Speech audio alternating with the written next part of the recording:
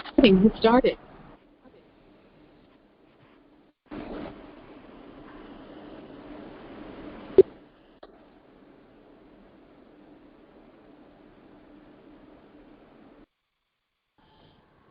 Hello Raju भाई.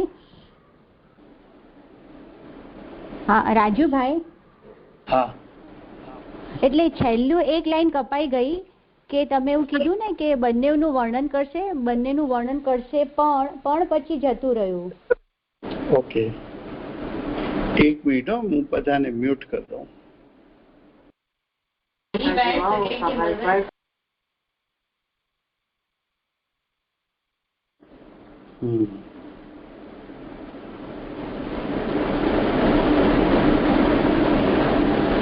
तो आचार्य भगवंत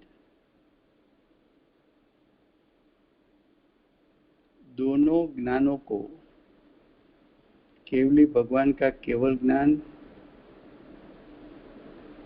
साधक का भावश्रुत ज्ञान, दोनों में समानता भी है और दोनों में असमानता भी है. दोनों बात बताएंगे, लेकिन सिद्ध करना है इस गाथा के लिए कि दोनों समान हैं. तो जो दोनों ज्ञान समान है उस बात पर आचार्य भगवंत वेटेज देते हैं. देखिए भावार्थ. भगवान समस्त पदार्थों को जानते हैं. अर्यंत और सिद्ध परमात्मा जाति अपेक्षा के 6 द्रव्यों को जानते हैं. इसलिए भगवान केवली कहलाते नहीं हैं. सभी को जान लिया इसलिए वो केवली है, ये तो व्यवहार है. पर को जान लिया, पर की सापेक्षता लेना, वो तो व्यवहार है. वो तो व्यवहार से कहा जाएगा कि केवली भगवान समस्त पदार्थों को जान लेते हैं. लेकिन केवल का अर्थ ओनली, अकेले, अर्थात शुद्ध आत्मा को जानते, अनुभवते. तो केवली भगवान सिर्फ शुद्धात्मा को जानते हैं, सिर्फ शुद्धात्मा का अनुभव करते हैं, इसलिए वो केवली कहलाते हैं. तो शुद्धात्मा को जानने वाला ज्ञान निश्चय ज्ञान है. विश्व के 6 पदार्थ को जानने वाला ज्ञान व्यवहार ज्ञान है. ऐसा निश्चय व्यवहार क्यों कहा? तो कि केवली भगवान का ज्ञान उपयोग, केवल ज्ञान उपयोग आत्मा में अभिन्न रहकर आत्मा के स्वरूप को जानता है, इसलिए वो निश्चय है. लेकिन केवली भगवान का केवल ज्ञान उपयोग पर द्रव्यों में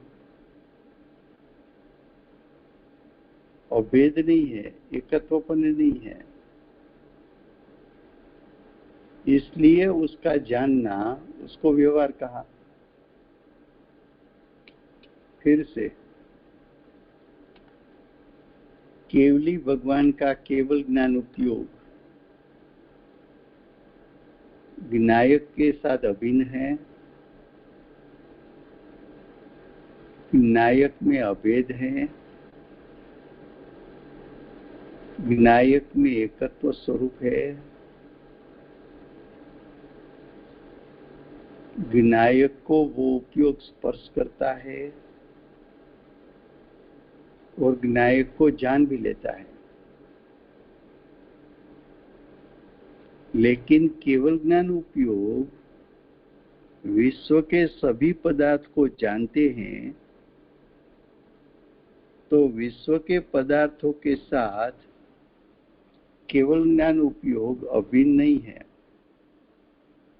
एकत्वपने नहीं है, दूर रहकर जान लेता है।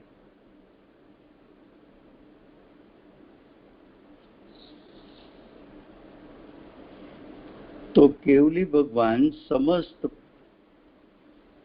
पदार्थों को जान लेते हैं, ये कहना तो व्यवहार है। जब केवली भगवान का केवल ज्ञान उपयोग आत्मा को जानता है, उस समय अनुभवता भी है, उसका वेदन भी होता है।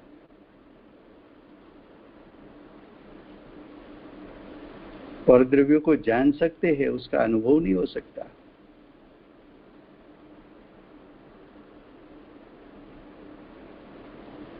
तो केवली भगवान सिर्फ निश्चय से देखा जाए तो शुद्धात्मा को जानते हैं, अनुभवते हैं। इसलिए हम केवड़ी कहते हैं। केवड़ी का अर्थ केवल शुद्धात्मा को जानना।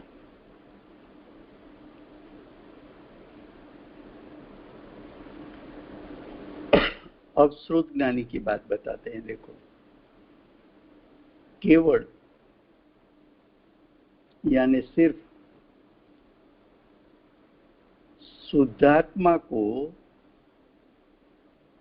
जानना, अनुभवन करना। किसके माध्यम से? श्रुत ज्ञान उपयोग से। तो श्रुत ज्ञानी ने भी सिर्फ शुद्धात्मा को जाना, इसलिए उसको भी हम श्रुत केवली कहते हैं।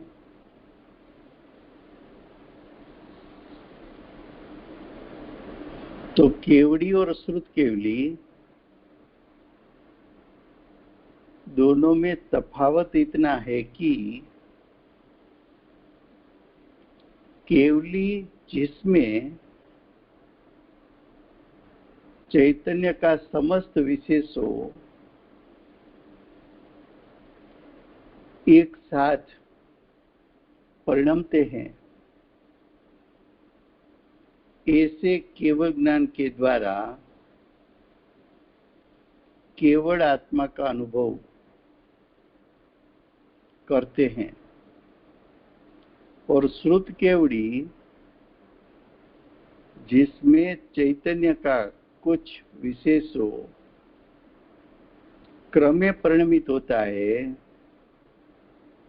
ऐसा श्रुत ज्ञान के द्वारा केवल आत्मा का अनुभव है।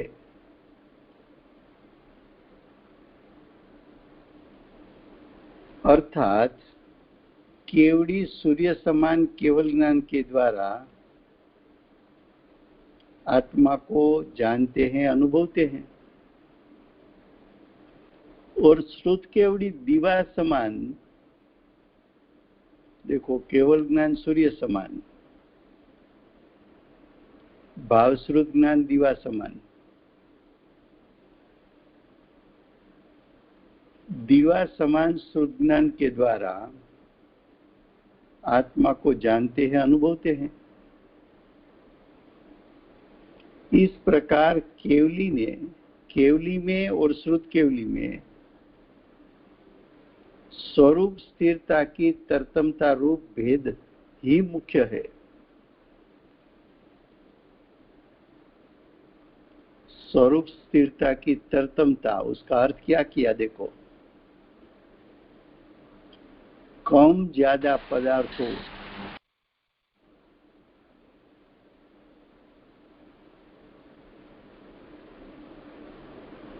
जानने के भेद अत्यंत गौण है, इसलिए बहुत जानने की इच्छा रूप क्षोभ को छोड़कर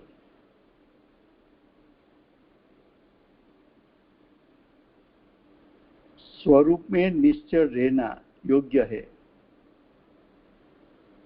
वही केवल ज्ञान प्राप्ति का उपाय है। सर अब देखो, अब उसका हेलो? अर्थ करते हैं। हाँ जी सर राजू भाई, जो आपने सॉरी, भावशुद्ध ज्ञान को दीवा समान कहा है, उसको एक्सप्लेन कर दीजिए सर। हाँ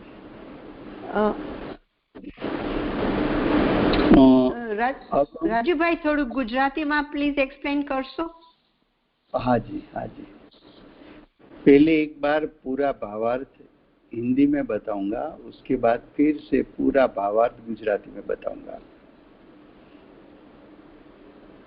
क्योंकि ये गाथा भी जो पूरे शास्त्र में केवल ज्ञान की महिमा करनी है, फिर भी यहाँ श्रुत ज्ञान बताया, तो श्रुत ज्ञान की बात क्यों बताई, ये बात अच्छी तरह समझने की है। देखो,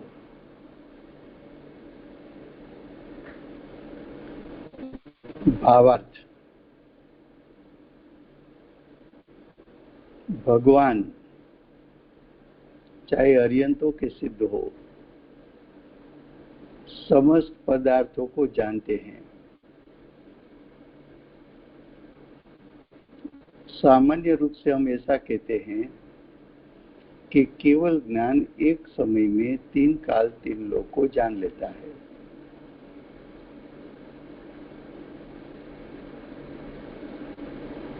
इसलिए उसको हम केवली कहते हैं, ऐसा सामान्य अभिप्राय है हमारा। अब ये अभिप्राय से कुछ बात भावार्थ में अलग तरीके से बताना चाहते हैं। अलग तरीके से कैसे बताया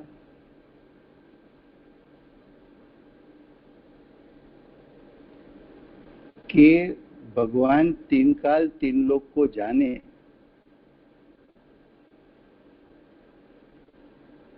इसलिए उसको केवली कहना चाहिए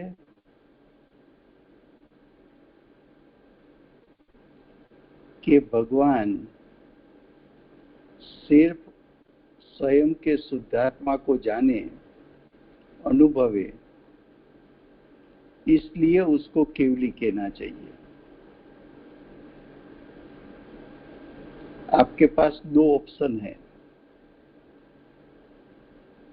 तीन काल तीन लोक को जाने इसलिए केवली भगवान केवली है,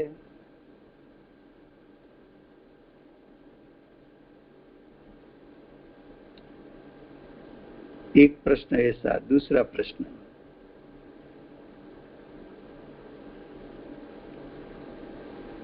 केवली भगवान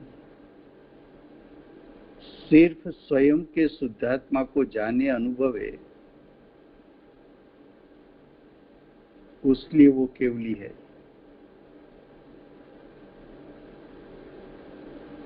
तो कि केवली भगवान शुद्धात्मा को, सिर्फ शुद्धात्मा को जाने, अनुभवे,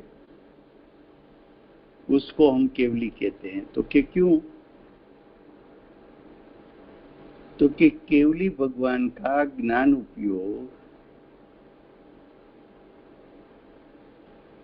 शुद्धात्मा में अभेद होकर शुद्धात्मा को जानता है, लेकिन केवली भगवान का सदुपयोग यानी ज्ञान उपयोग विश्व के पदार्थों को जाने तब केवली भगवान का उपयोग विश्व के द्रव्यों के साथ अभेद नहीं हो सकता, उसमें अभेद होकर जानते नहीं है।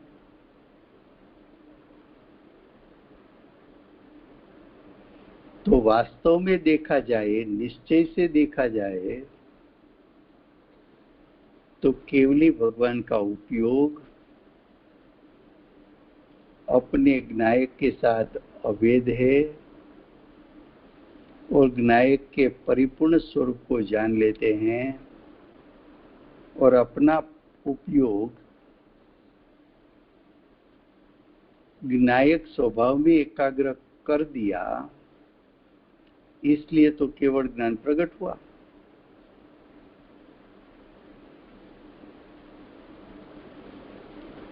तीन काल तीन लोग को जाने वो तो व्यवहार है, निश्चय नहीं है।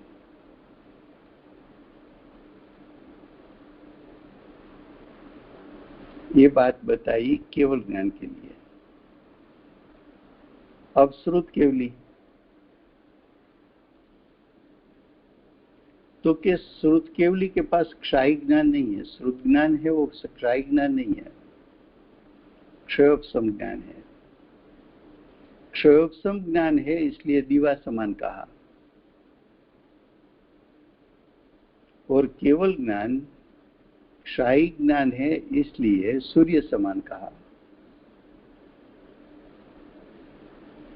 केवल ज्ञान में ज्ञानावरणी कर्म का आवरण नहीं रहा, इसलिए उस ज्ञान को सूर्य समान कहा। श्रुत ज्ञान में श्रुत ज्ञानावरणी कर्म का आवरण है, इसलिए उस ज्ञान की खिलवट दीवा समान बताई। केवल ज्ञान स्व पर प्रकाशक, स्व का स्वरूप परिपूर्ण, पर का स्वरूप परिपूर्ण जानने वाला है, इसलिए उसको सूर्य समान कहा। सूर्य स्व को भी प्रकाशित करता है और पूरे विश्व को भी प्रकाशित करता है।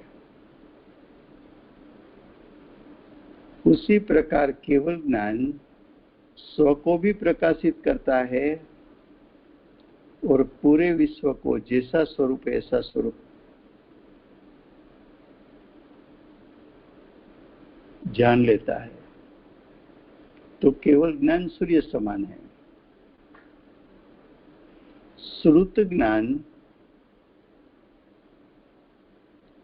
वो लमसम जानेगा। लमसम जानेगा उसका अर्थ क्या,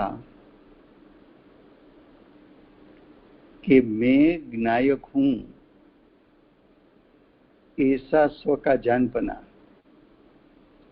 और मेरे अलावा जो कुछ है वो पर है। लेकिन पर को एक एक पर को भिन्न भिन्नता से जान नहीं सकता एक साथ।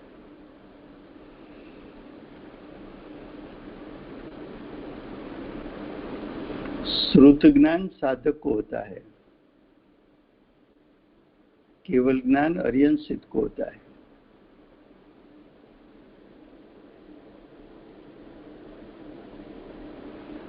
अब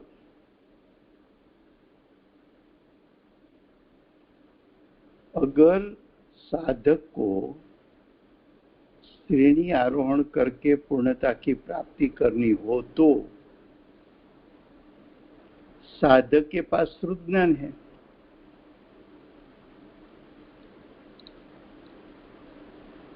वो श्रुत ज्ञान में से केवल ज्ञान रूप ज्ञान कब परिणमित होगा,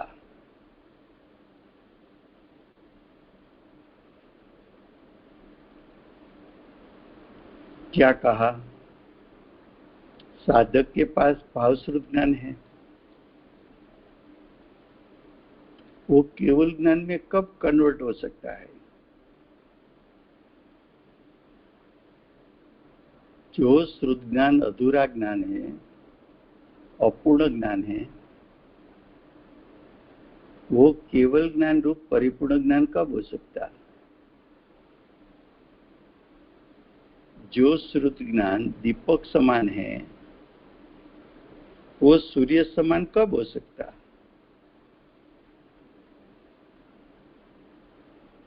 तो कि जिस प्रकार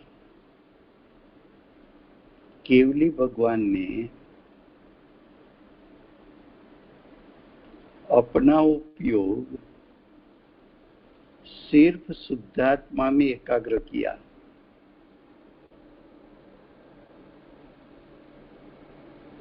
पर का जानने का क्षोभ छोड़ दिया,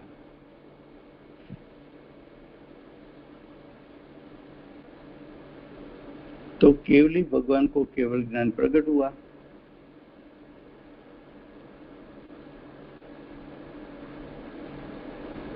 उसी प्रकार साधक अपना भावश्रुत ज्ञान रूप उपयोग जो है वो ज्ञायक में एकाग्र कर दे, और वो उपयोग ज्ञायक में से च्युत न होवे। च्युत तो कब होगा कि पर को जानने का क्षोभ करेगा तो।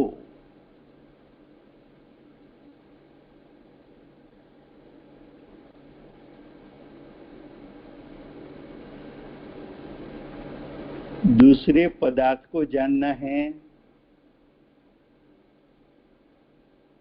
अगर तू दूसरे पदार्थों को जानने के लिए तेरा उपयोग वहां मुख्य करेगा तो तू ज्ञायक का अवलंबन तेरा छूट जाएगा।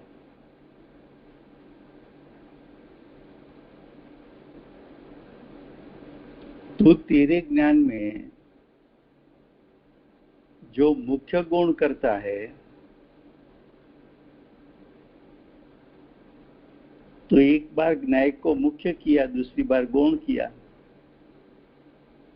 तो गौण किया ज्ञायक को, तो तेरा उपयोग ज्ञायक से छूट जाएगा, पर विषयों में चला जाएगा, और पर विषयों में चला जाएगा तो तुझे केवल ज्ञान की प्राप्ति नहीं हो सकती। वो केवल ज्ञान प्राप्ति का उपाय नहीं है।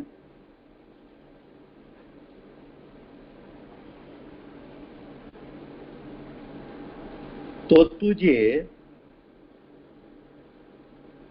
तेरा श्रुत ज्ञान उपयोग तेरे स्वरूप में निश्चल कर दे, वही केवल ज्ञान प्राप्ति का उपाय है।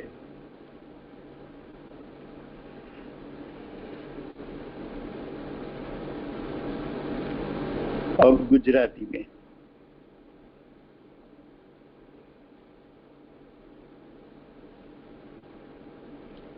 उपयोग બે પ્રકારના છે, केवल ज्ञान उपयोग અને श्रुत ज्ञान उपयोग।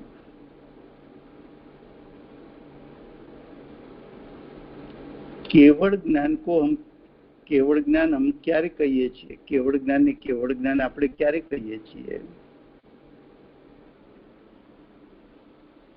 તો આપણે સામાન્ય રીતે ત્રણ કાળ ત્રણ લોકને જાણનારું જ્ઞાન એને આપણે કેવળ જ્ઞાન કહીએ છીએ।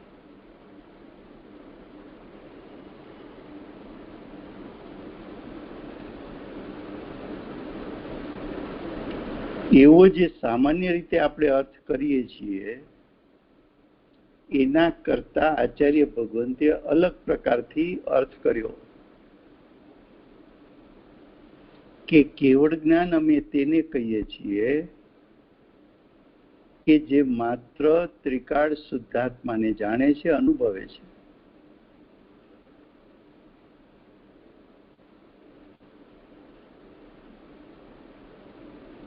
જેમનો કેવળ જ્ઞાન ઉપયોગ જ્ઞાયક સ્વભાવમાં અભેદ થઈ ગયો,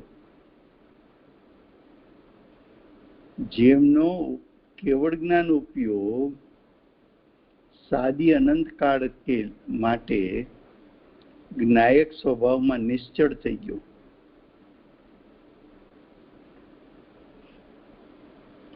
કેવળ જ્ઞાન અમે એને કહ્યું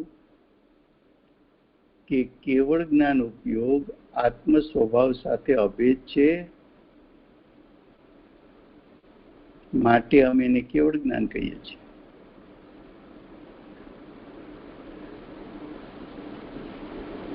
જ્યારે કેવળ જ્ઞાન ઉપયોગ પર પદાર્થોમાં અભેદ નથી,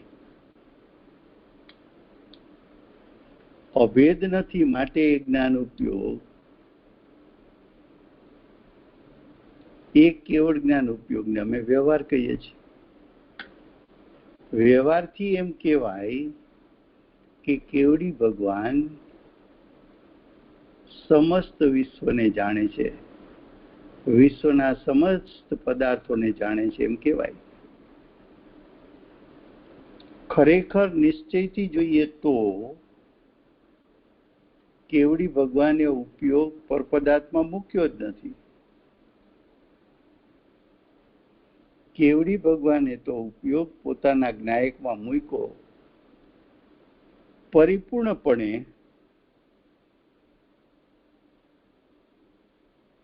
એ ઉપયોગને જ્ઞાયકમાં સ્થિર કરી દીધો, જ્ઞાયક સાથે અભેદ કરી દીધો. એ ઉપયોગ જ્ઞાયક સાથે તન્મય થઈ ગયો, તાદાત્મ્ય થઈ ગયો.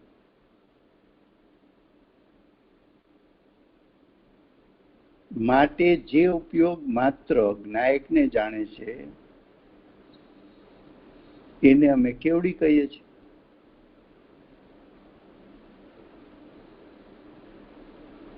હવે શ્રુત જ્ઞાન. જો શ્રુત જ્ઞાન જ્ઞાયકને છોડીને જાણવાના લોભમાં વિશ્વના પદાર્થને જાણવા જાય તો શ્રુત જ્ઞાન ઉપયોગ જ્ઞાયક સ્વભાવથી ચ્યુત થઈ ગયો.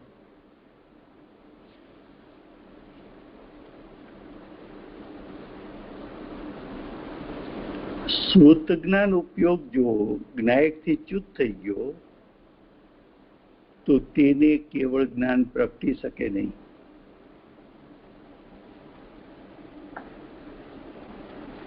શ્રુત જ્ઞાન ઉપયોગ ક્યારે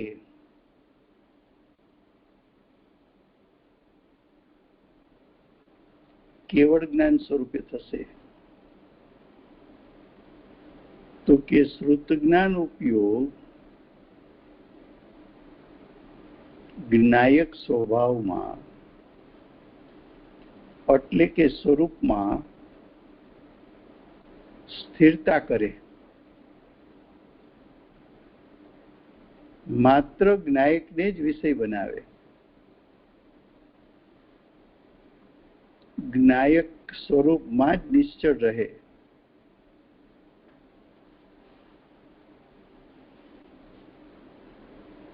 જ્ઞાયક સ્વરૂપમાં નિશ્ચળ રહે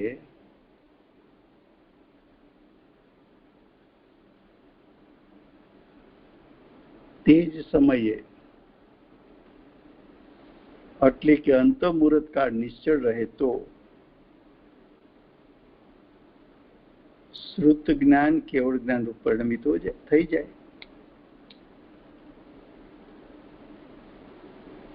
તો શ્રુત જ્ઞાન કેવળ જ્ઞાયકને જાણે છે માટે એને શ્રુત કેવડી કહીએ છીએ.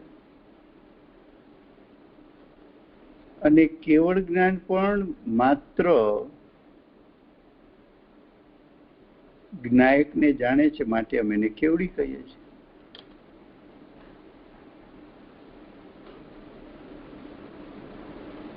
કેવળ જ્ઞાન અને શ્રુત જ્ઞાન વચ્ચે કોઈ અંતર છે તો કે આ છે અંતર. કેવળ જ્ઞાન સૂર્ય સમાન છે, ભાવશ્રુત જ્ઞાન દીપક સમાન છે. સૂર્ય એક સમયમાં એકી સાથે 100 પરને પ્રકાશી શકે છે. દીપક સ્વપ્રકાશક છે. પરને મર્યાદિત પ્રકાશિત કરી શકે છે.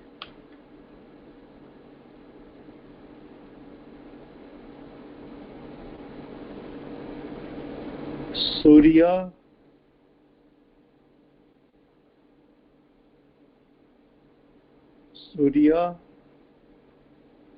તેજનો પુંજ છે. દીપક તેજના પુંજનો એક અંશ છે. સૂર્યપ્રકાશને પ્રકાશિત કરવા માટે મર્યાદા નથી, અમર્યાદ છે. દીપક એનો પ્રકાશ મર્યાદિત છે.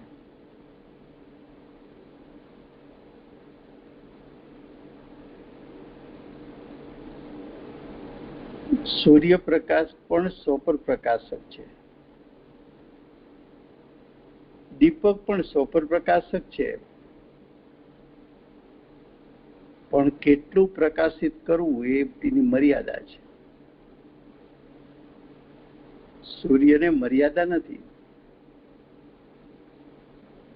એમ કેવળ જ્ઞાન પરિપૂર્ણ જ્ઞાન છે. શ્રુત જ્ઞાન અપૂર્ણ જ્ઞાન છે. કેવળ જ્ઞાન સ્વને જાણતા સમસ્ત વિશ્વ સેજે જણાઈ જાય છે. શ્રુત જ્ઞાન સ્વને જાણતા પરની સત્તાઓથી હું ભિન્ન છું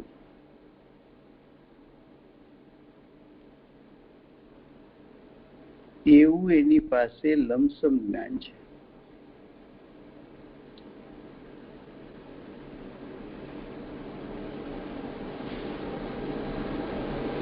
કેવળ જ્ઞાન જ્ઞાયકને વિષય બનાવે છે.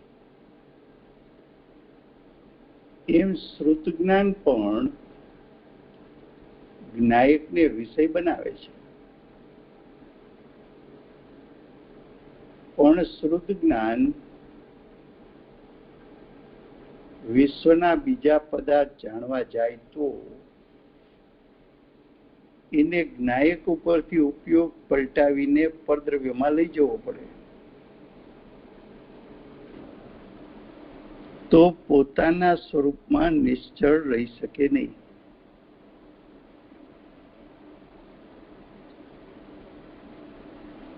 જો શ્રુત જ્ઞાન કેવળ આત્માને જાણે, શ્રુત જ્ઞાન ઉપયોગ કેવળ સ્વરૂપમાં નિશ્ચળ થઈ જાય અને પર જાણવાની ઈચ્છારૂપ ભાવને છોડી દે, તો શ્રુત જ્ઞાન અંતમુહૂર્ત કાળમાં શ્રુત જ્ઞાન પણ છોડીને કેવળ જ્ઞાન રૂપ પરિણમન કરી દે.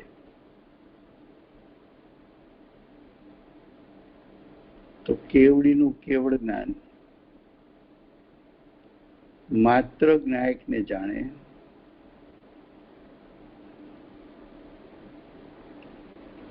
અને ભાવશ્રુત જ્ઞાનીનું ભાવશ્રુત જ્ઞાન પણ કેવળ આત્માને જાણે છે, કેવળ જ્ઞાયકને જાણે છે.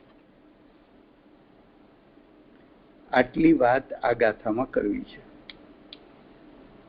આના માટે કોઈને પ્રશ્ન હોય તો.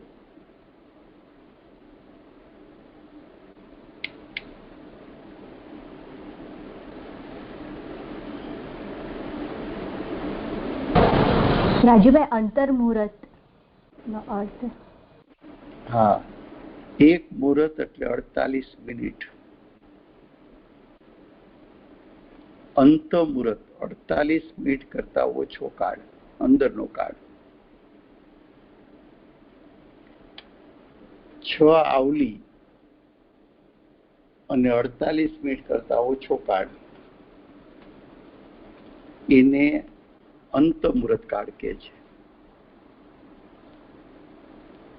આવલીની વ્યાખ્યા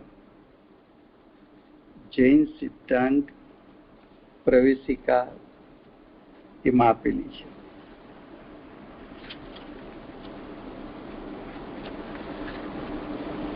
જાજુ યાદ ન રહે તો અંતમુહૂર્ત કાળ કરતા ઓછો કાળ, અંદરનો કાળ, એને અંતમુહૂર્ત કાળ કહેવાય. મુહૂર્ત એટલે 48 મિનિટ. અંતમુહૂર્ત, મુહૂર્ત કરતા અંદરનો કાળ, મુહૂર્ત કરતા ઓછો કાળ.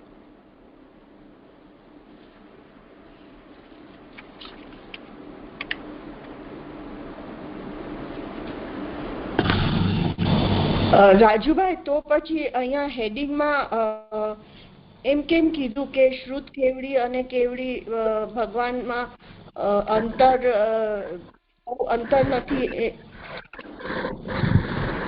અંતર નથી એટલે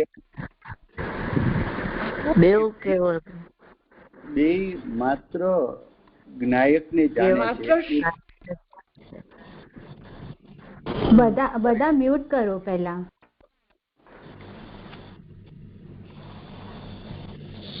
પ્રશ્ન એમ છે કે આચાર્ય ભગવંતે તો એમ કહ્યું કે અમે એવું સિદ્ધ કરવા માંગીએ છીએ કે કેવળ જ્ઞાન અને જ્ઞાન વચ્ચે કઈ તફાવત નથી. એક મિનિટ, દેવ્યાનીબેન જરા મ્યુટ કરશો પ્લીઝ.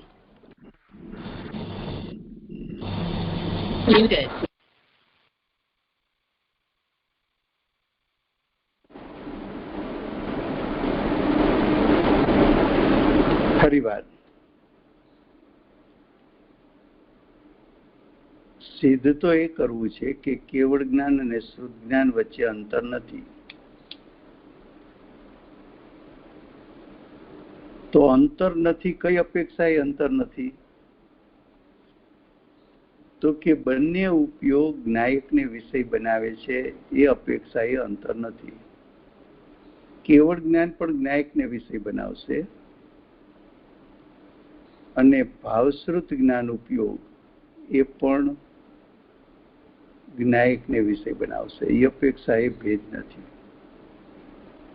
હવે જો શ્રુત જ્ઞાન એનો ભેદ પાડવા જાય તો ભેદ કેવી રીતે પડે? તો કે શ્રુત જ્ઞાન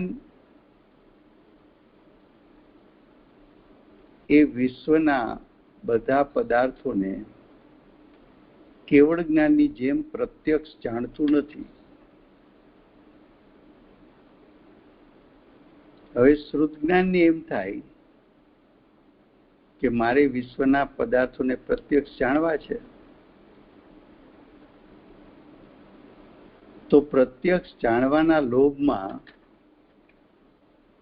જો એ ઉપયોગ બહારમાં મૂકે તો શ્રુત કેવડી તો સ્વભાવથી ચ્યુત થઈ ગયા, પરનું લક્ષ થઈ ગયું. પરને જાણવાના લોભમાં પરનું લક્ષ થઈ ગયું, તો હવે એમને કેવળ જ્ઞાન પ્રગટ નહીં થાય. તો શ્રુત જ્ઞાનીને વિશેષ જાણવાનો લોભ છોડાવવો છે.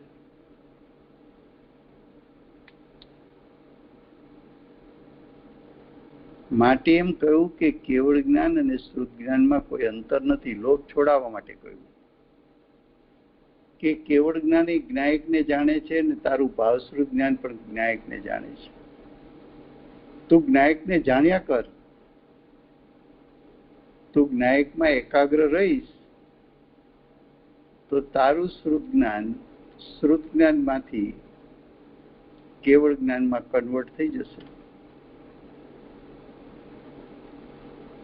હવે એ અપેક્ષા એ કેવળ જ્ઞાન અને શુદ્ધ જ્ઞાન સમાન છે, પણ આવો વિષય તો અહીંયા જ લીધો છે. શું કામ? કે આચાર્ય ભગવાનને શ્રેણી આરોહણ કરાવી છે. હવે ઉપયોગ બહાર જાય તો શ્રેણી આરોહણ થાય તો કે ન થાય, અને શ્રેણી આરોહણ ન થાય તો કેવળ જ્ઞાન પ્રગટે તો કે ન પ્રગટે.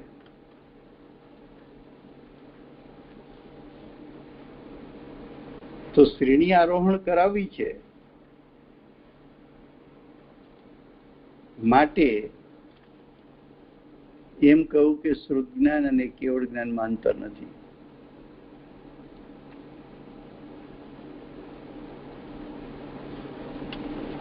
હવે થેન્ક યુ વેરી મચ. હવે તફાવત શું કામ બતાવ્યો? એક સૂર્ય સમાન કીધું ને એક દીપક સમાન કીધું. તો કે અન્ય જગ્યાએ વાંચીશ ત્યાં તને જાણવા મળશે કે બે વચ્ચે અંતર કેસે. તો અંતર છે એની ના નથી પાડતા, પણ અંતર છે એ વિષય અહીંયા મુખ્ય નથી કરવો. અહીંયા કયો વિષય મુખ્ય કરવો છે? તો કે અંતર નથી એ વિષય મુખ્ય કરવો છે. એ વિષય કેમ મુખ્ય કરવો છે? તો કે બેયનો વિષય જ્ઞાયક છે. તો બેયનો વિષય જ્ઞાયક કેમ લીધો? તો કે જો શ્રુત જ્ઞાન જ્ઞાયક સન્મુખ રહેશે લાંબો કાળ, એટલે કે અંતઃમુહૂર્ત કાળ, તો જ એને કેવળ જ્ઞાનની પ્રગટતા થશે, તો જ શ્રેણી આરોહણ થશે.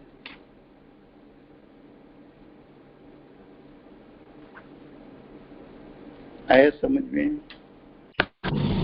Thank you very much. बहु फाइन. राजू भाई, श्रुत ज्ञानी को, श्रुत केवली को मतलब बारंग का ही ज्ञान करने का भाव होता होगा, पर मतलब देखो, श्रुत केवली तो श्रुत ज्ञान दो प्रकार का है, एक भाव श्रुत ज्ञान, एक द्रव्य श्रुत ज्ञान. भाव श्रुत ज्ञान का विषय ज्ञायक है. द्रव्य श्रुत ज्ञान तीर्थंकर भगवान की वाणी द्रव्य श्रुत है.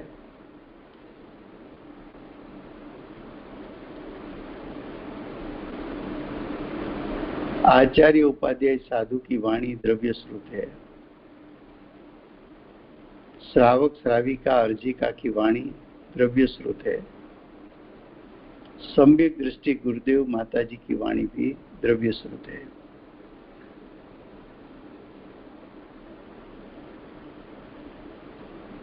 बारंग 14 पुरों की रचना, शास्त्र रचना, वो भी द्रव्य श्रुत है. बारंग 14 पूर्व उसका कोई एक अंश लिखा हो, किसी ने कोई एक विभाग लिखा हो, तो वो भी द्रव्य श्रुत है.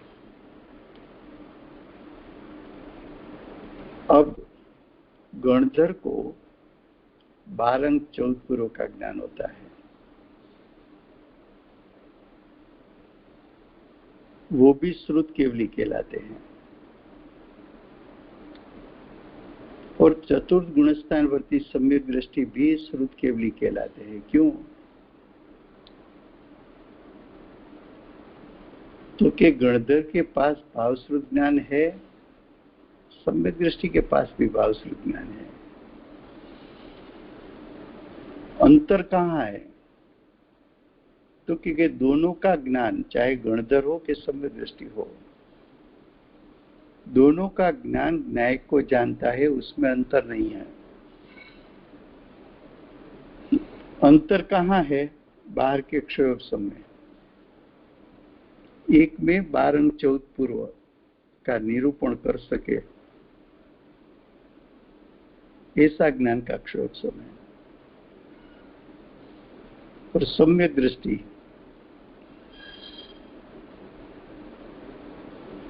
उसका ऐसा क्षयोपम नहीं है. फिर भी सम्यक दृष्टि जो उपदेश देगा और गणधर जो उपदेश देगा आशय अपेक्षा से दोनों का उपदेश समान है। दोनों स्वपर के बीच में भेदरूप श्रद्धा और ज्ञान करने का उपदेश देंगे। दोनों ज्ञायक को आश्रय लेने के लिए कहेंगे। दोनों पुण्य पाप आश्रय बंद तत्व को ही तत्व बताएंगे। दोनों संवर निद्रा मोक्ष तत्व को उपाधि तत्व बताएंगे। अब सभी मुनिराजों को या सर्व मुनिराजों को ऐसा जरूरी नहीं कि 12 अंक 14 पूर्व की रचना कर सके इतना ज्ञान हो। किसी को 1 अंक पूर्व का हो सकता है, किसी को 2 अंक पूर्व का हो सकता है, किसी को 3 अंक पूर्व का हो सकता है। वो क्षयोक्षम सबका भिन्न भिन्न हो सकता है। वो भी सब द्रव्य श्रुति है।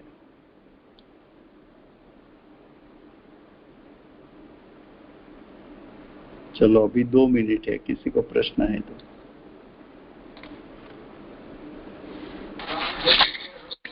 રાજુભાઈ આ 12 અંક 14 પૂર્વ શું હોય? એ જે 12 પ્રકારના જે શાસ્ત્રો છે એમાં 14 અધિકાર હોય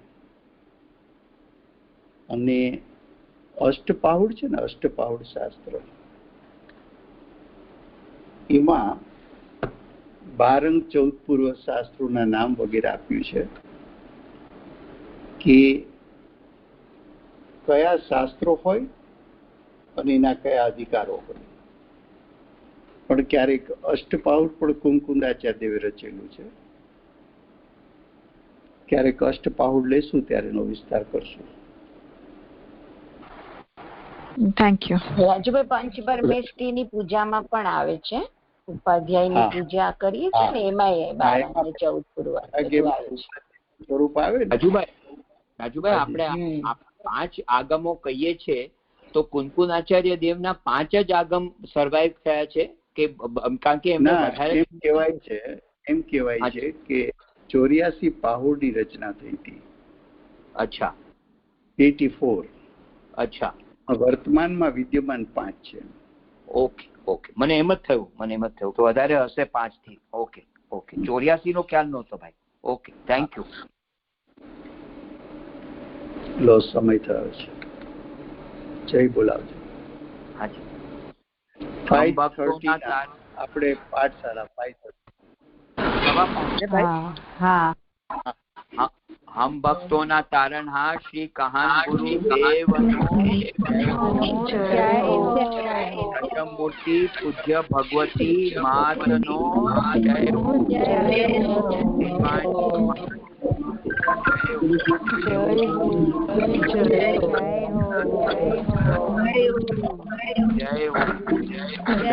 हो.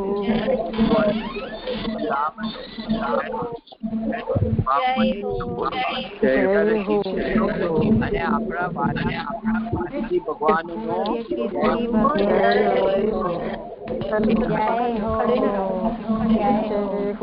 માતાજીનું જ્ઞાન બોલે સૂર્યકીર્તિ ભગવાનનો જય જયકાર.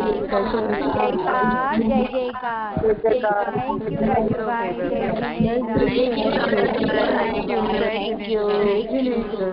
Thank you Rajubhai. Thank you Rajubhai. હાજી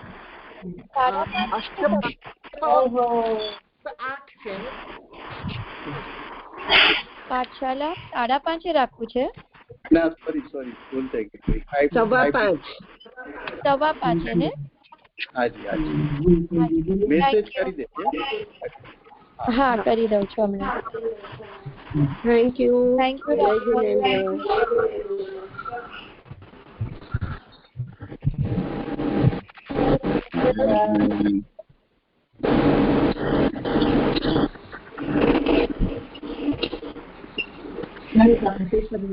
દેવો છે.